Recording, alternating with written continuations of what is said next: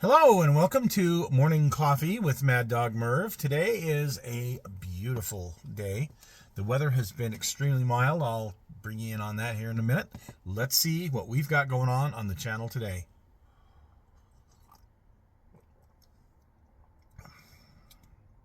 That's good. Welcome to Morning Coffee. Maddog Merv today.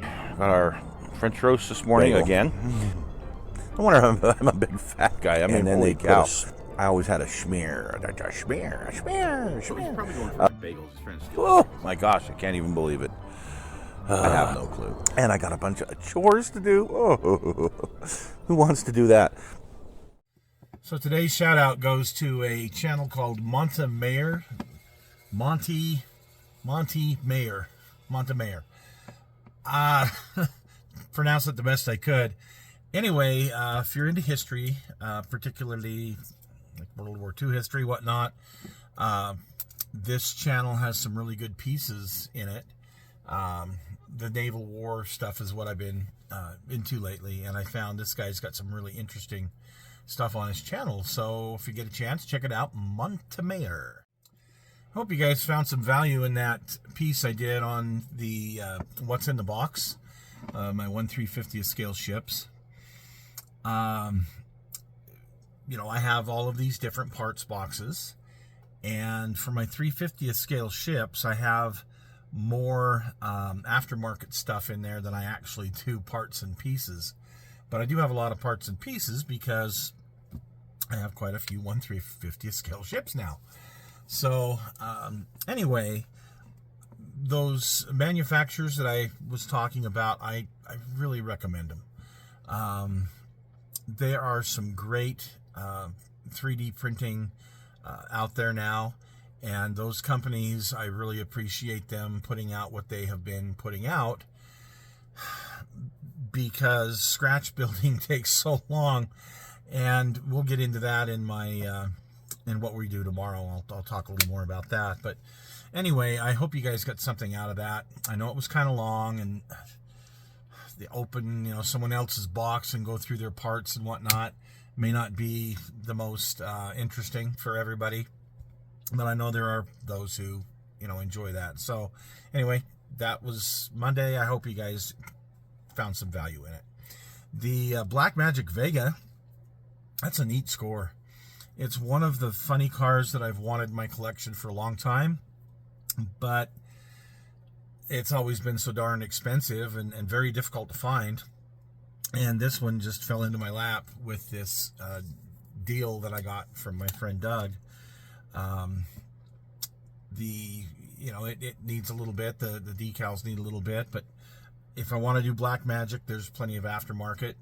It's a very nice Vega body and that chassis from the 70s funny car kit. So I'm pretty excited to have that. Coming up on the kit hoarder stash, I'm not 100% sure. Like I say, I've got an airplane or two to review. Recently got a KC-135R model, which has been kind of a holy grail for me for many years. Don't know if they just didn't make as many copies of that particular model as they did the A and some of the others, but it's been very difficult to find. Well, I finally found one for the right price and picked it up, so we'll take a look at that maybe this week. I don't know, coming up though. We will have a kit hoarder stash this week. I've got a USS Indianapolis from Academy I wanted to look at, and there's still a couple of cars, so we'll see. I'll have something, I just don't know what yet. So coming up on the main show tomorrow, we're going to fix California. No way, not that one. No fixing that. We're going to fix the USS California. Let me rephrase that. Remember when I did the Tennessee recently, the California was there as well, and we did a little bit of cleaning and found that the paint was chipping all over the place, and it was a nightmare. But it's an old kit, it's an old build. I mean, it's over 20 years that I've had it built. Hard to believe. that's a lot of dirt and grime and just sitting out here in the doghouse. So anyway, I have revived it.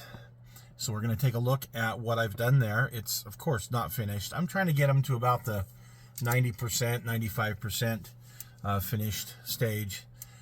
That way they're at least displayable, but there's still a lot of detail that I need to put on, and rigging and things like that. So, and who knows when or if I'll ever get to that. But at least I can share with you, the progress that we've made to this point. So that's what we're going to do tomorrow, is we're going to do Saving the California. I guess I should say Fixing California. But anyway, so one of the things that I've been doing this week, which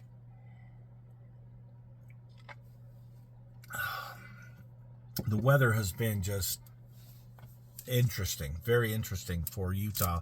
And I'm not complaining at all, because we've had highs in the 40s and lows in the 30s, either around freezing or just above, which has been great. Had a little bit of rain, a couple of days, kind of off and on, and some, of course, lots of snow in the mountains, which is great. That's where I want the snow, is in the mountains, not down here to have to deal with and shovel and all that kind of fun stuff. The only downside is my backyard is muddy. Very muddy, with the dogs running around and playing ball. But we have a forecast high middle of the week in the 50s, the mid 50s. So for January, I'll take that. The end of January, absolutely. That would be lovely compared to what we had to put up with last year. Yeah, that'll make me happy. So what I've been doing a lot of work out here. Of course, trying to get that California to a point where I can show it to you guys. And I also ran into another project as I was doing the California. So just as a precursor, the USS California that I have, that I displayed, is a water line, and it has the mooring keys with it. Now, back when I built it, for the display, I didn't have a lot of time to make some accurate mooring keys, and they weren't even available in 1/350th scale. So I kind of used some other ones that I borrowed them from my friend Chris for the display. I had, years ago, when I built my Nevada, I had made some accurate mooring keys for the Nevada, and they were in 1/425 scale, however. So I couldn't just blow them up. I mean, I could take the drawings I made and blow them up, which is fine. But I really, knew I was going to need to make those for the Nevada. What I wound up doing is getting on Google Earth and looking at Pearl Harbor and seeing what mooring keys are still there, and seeing if Fox 3, which is where the California was, is still there. Sure enough, most of the keys are still there. A couple of them are gone from where they had to dynamite them to get the Oklahoma to roll back over. But the California's keys are there, and I was absolutely shocked with what I found on Google Earth, that they are the same shape as the mooring keys for the Nevada. Now, the other mooring keys are more of a diamond shape or pyramid shape, however you want to call it. Pyramid shape, I guess. And this is more of a diamond shape. It's more rounded on the back, and we'll look at that. But I was shocked. I didn't know that. And as I was starting to do some research for them, I actually found plans. Because they're doing some restoration work, I found plans for mooring keys. So it's like, yay! So I should be able to get some, pretty good, size, get them to the right size, I guess is what I'm saying. So one last thing, when I gave that shout out to that channel, I do apologize if I said it wrong. It is one of my pet peeves. I will be honest. I see a lot of YouTubers out there putting out different information that they're obviously not doing a lot of personal research. It's a lot of grab and paste, type of stuff. And I see so many that, whether they're using AI or whether they're using their own voice or whatever they're using, that they pronounce so much wrong. And that bothers me. Because it perpetuates more and more what I call false information. So, for the YouTubers out there, in my opinion, they need to step up. They really do. And they need to start doing better with, how can I put it? Proper pronunciation. I see it particularly in places, the battle of this or the battle of that. I get that there's especially certain names in the English language and in Russian and in other languages that are difficult to pronounce, and I get that. We all do our best to try. But there's some that are just blatantly, places that are just blatantly missed. And we've got a newscaster here, for example, that talks about this place, Thule. Like, lady, if you're going to live here and if you're going to report on it, at least have the decency to find out what it's really called. It's called Tooele. And that's, again, it's a pet peeve of mine that these guys perpetuate information that just isn't, necessarily correct. So my soapbox is done today. Thanks for joining us. You guys have a great week. Hope the weather's good wherever you are.